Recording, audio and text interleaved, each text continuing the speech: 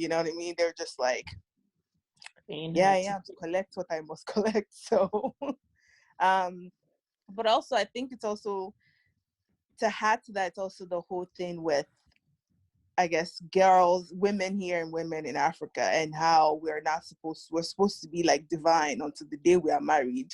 And, you know, I'm not going to go deep into that, but I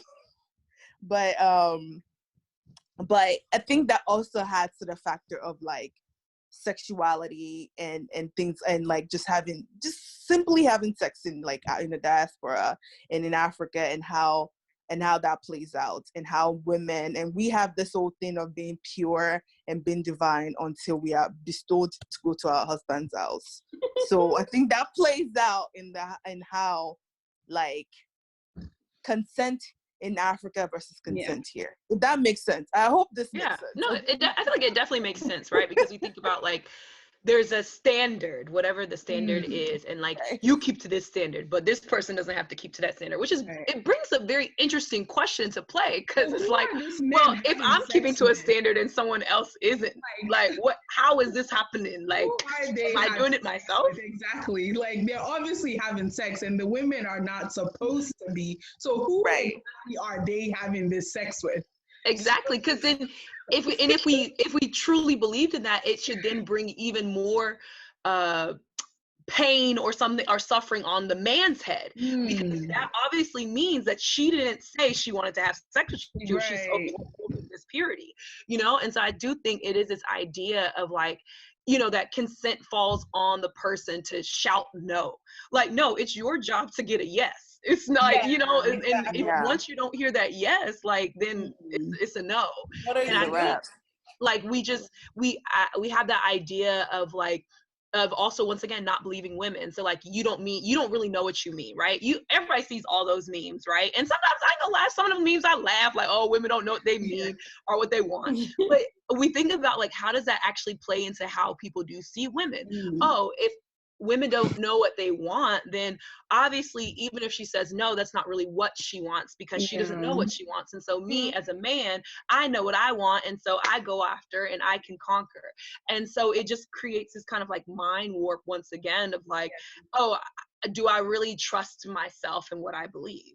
And I think a few of us were actually talking the other day about how like, with the whole saying no here and saying no back home, is like, women back home are supposed to actually play a lot of hard to get.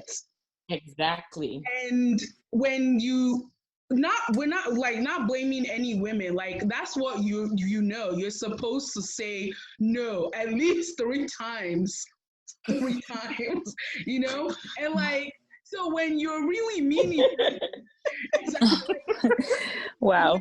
When everyone said this, like, so you be counting it. No. So like, when you've been brainwashed to the point where it's like you're supposed to count the amount of time, so when she's really meaning no, you don't take it seriously. Exactly. You know, wait, who created this algorithm of because we need document. You see how they're saying evidence-based practice. Thank you. Documented. So it's evidence-based practice. In those continents, you know, you have to say it 3 times, and we have to count it out loud. Oh, is this the first one? My God. Okay. So I'm gonna. Louisa, you wanted to say something? Yeah, I wanted to bring a little bit of definition into the matter of consent. Since we're talking about it, I think it's important to define what that actually is, and then say what consent looks like and what consent does not look like. So I'm getting this information from the Rape, Abuse, Incest National Network online. It's RAIN.org. And basically what consent is, as we all know, is given agreement between participants to engage in any kind of sexual activity. What consent looks like is communicating when you change the type of activity and asking, is it okay? And explicitly agreeing to saying yes or I'm open to trying this. Using physical cues to understand what the other person is feeling and knowing whenever they're uncomfortable or comfortable. What it does not look like is refusing to acknowledge the word no, assuming that wearing certain clothes, flirting, kissing is an invitation for anything more. Sometimes it's also someone being under legal age to give consent. So if somebody's under the age of 18, they cannot give consent. It does not matter if they're 17 and a half.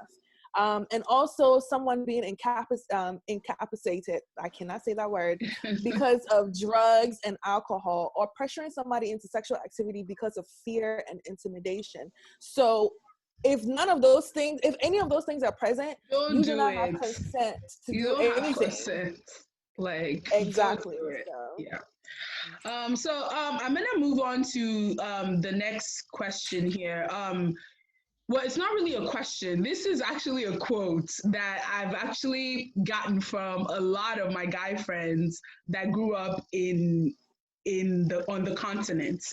And basically they say, my first sexual experience was by an older person, usually a house girl, which is like a maid, an aunt, maybe not your blood related aunt, but like maybe a family friend who is now like an aunt, but she's older. And like, how do you guys think that plays into how they feel about like sex and their, I guess, like future of like they're basically their future, and how they feel about sex or sexual assault at the moment? How do you think that played, like their first experience being like that? How old were they when they were having sex with these A lot of them were very much underage, like 13, 14, 15. Yeah, very much. I remember, like, and they always say, "Oh man, it was good. It's a situation where they're like, dabbing each other. They're like having fun, and they feel okay about it. And I don't think they completely know that they were taken advantage of." But the thing about it again is our culture praises men on these things. Oh, it's a notch on your shoulder that you've become a man now that you've done this thing. You know what I mean? So to them, obviously, it doesn't occur to them that they were actually abused as kids. And think about the time when most of these guys are even talking about abuse was not something that was being spoken about at all in any circle at all. You know what I mean? So to them, obviously, like, yeah, that's a notch on my shoulder. I hit this old woman. It was great. You know, and they continue with that idea and they keep going and keep going. If you don't happen to leave Nigeria, your perspective on sex is quite different than if you leave Nigeria and go to a different country. Your perspective is very different. You know what I mean? Now, like, there are people that they come over, they have to assimilate to the culture. They can't just go around and be pulling white women in their panty like their president is saying. You know what I mean? They can't go around and do that. But they've had to learn, okay, this is inappropriate. I cannot do this. As opposed to if they go back to Nigeria or whatever, if they're in Nigeria. Oh, it's okay. You go to markets in Nigeria. Do you know how many men are pulling your hand as you're walking? How many men are pulling you? Even if they're just telling you, auntie, come and buy this, come and buy that. Some of them that you tell, oh no, I'm not coming to come and buy. They will berate you. Did I do anything to you? I just came to market to come and buy simple something and leave. The person will just disrespect you like you don't even happen to you. Yeah, and I think there's like, and I think that like also just for clarification, if like no one knows, it's not that like sexual assault is okay in Nigeria or Africa. It's not like to say that people don't think that it's a problem. People know it's a problem. It's just the fact that it's so normalized that it happens everywhere. It happens in broad daylight. It's the fact that there's a lack of enforcement where people, unfortunately, are taking these really lackadaisical, like, you're just being really lackadaisical about it, because how many times can you count before you walk from one end of the street to another that somebody will call out to you or call you this? It's not that people don't care. We do. It's just that it's so normalized because it happens so often because there's a lack of enforcement. That's just the greater issue. And unfortunately, I guess it kind of plays into like Maslow's hierarchy of needs. Unfortunately, these people can't be bothered to have a sit down conversation to talk about why it's wrong. A lot of these people are worried about what they're going to eat for lunch or what they're going to eat for dinner. So unfortunately right now, conversations about sexual harassment or sexual assault cannot be top priority. Right now, we're trying to focus on what are we going to eat for the evening. So unfortunately, these conversations just get swept under the rug and it becomes really lazy. And instead of like actually taking the time out to talk to these people about it, it becomes a matter of, oh, what were you wearing? Oh, just don't go there again. Or everybody knows, just be careful when you're around him. That's just what it turns into. So I just wanted to like clarify, because I think everybody here knows there's nobody who can openly say like, there's nobody who's going to be like, oh, this uncle touched me out loud, like in public, where you won't get a reaction. Unfortunately, the reaction that you'll get is just one that's really lazy. It's a really lazy response. And it's not, I hate to like completely blame them, but like, unfortunately, part of the reason that you're going to get a lazy response is because of circumstances that these people cannot control, that are beyond their means. And that's just what happens when you're in a developing world country. And it still happens here in like, not only in African American communities, but in like rural communities where like there just aren't enough resources. Things like that get swept under the rug. Incest is a thing that happens here. People get raped by their uncles and stuff, and it just gets swept under the rug. And it's not like people in their family didn't know, but unfortunately they just were met with a very lazy response. Yeah, and like going back to because I definitely agree. I think it's like what is important to me right now. And I think like going back to that question though, like there are a lot of boys and men who have been sexually abused, and they like the numbers, I mean, so before the age of 18, 1 in 4 girls and 1 in 6 boys will experience some type of child sexual abuse, right? So if we think about that in that type of context, and then we think about that, there's even more shame placed upon like boys when they are sexually assaulted or sexually abused, because it's like, one, how did you let that happen?